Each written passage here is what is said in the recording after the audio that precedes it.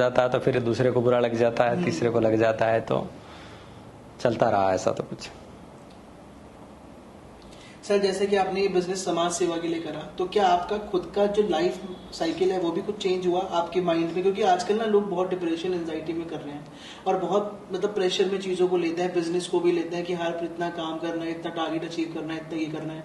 तो क्या जैसे आपका तो काम ही ऐसा है कि लोगों के चेहरे पे स्माइल अपने आप आती है, भैया इतना कम में भारत जन कल्याण योजना से इतना कम में कैसे मिल रही है और इतनी हेल्प कर रहे हैं, तो आपके चेहरे पे तो वैसे एक फील हैप्पी सेटिस्फाइड रहते हो गए आप। तो क्या आपको कभी ऐसा लगता है कि मतलब बिजनेस में और ज्यादा मतलब टेंशन लेनी है, वो करना है और आगे बढ़ना है, ऐसा भी होता है कभी?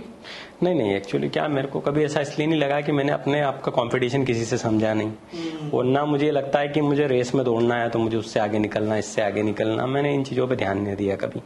बहुत बार बहुत सारी कंपनियां भी आई, बहुत सारे लोग भी आते हैं कि हम आपको बड़े मॉडल पे ले जाते हैं, हम सपोर्ट करते हैं, तो मैं कहता भाई टेंशन नहीं चाहिए, और सपोर्ट अगर करोगे आप तो कन्वेंशन चार्ज बढ़ाओगे, जो मुझे नहीं चाहिए।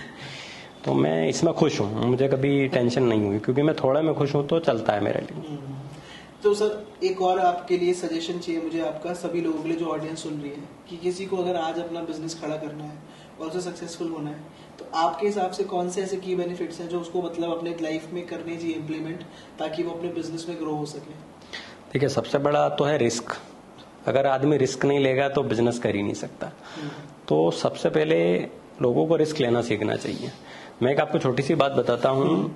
आजकल इंडिया की जो सोच हो गई है वो बिजनेस को लेके बहुत ही अलग तरीके की हो गई। मतलब इंडिया में अब आपके जमाने में एक बड़ा बिजनेसमैन होना शायद पॉसिबल ही नहीं होगा किसी के लिए।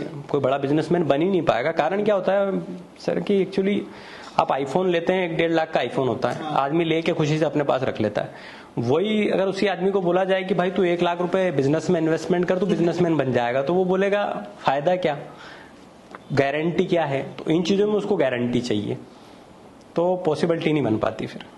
तो आपने सर अभी जैसे आपने बताया मैंने काफी काम समाज के लिए करा, तो वाकई कितने ऐसे परिवार होंगे जैसे जिनकी मतलब जिंदगी में एक्चुअली इफेक्ट पड़ा होगा आपके इस काम से? क्या लगता है आपको? देखिए, मेरी एक सबसे अच्छी आदत या बुरी आदत बोले, मैं जिसकी मदद करता हूँ उससे दोबारा कभी उम्मीद नहीं करता हूँ रिटर्न मदद की। तो कभी उनसे वो भी नहीं कहता हूँ कि मैंने आपका किया, आप कैसे हो, क्या हो। जब मेरे पास जब बंदा आएगा हैप्पीनेस रहता है, बस इतना टेक ऑफ मेरे लिए।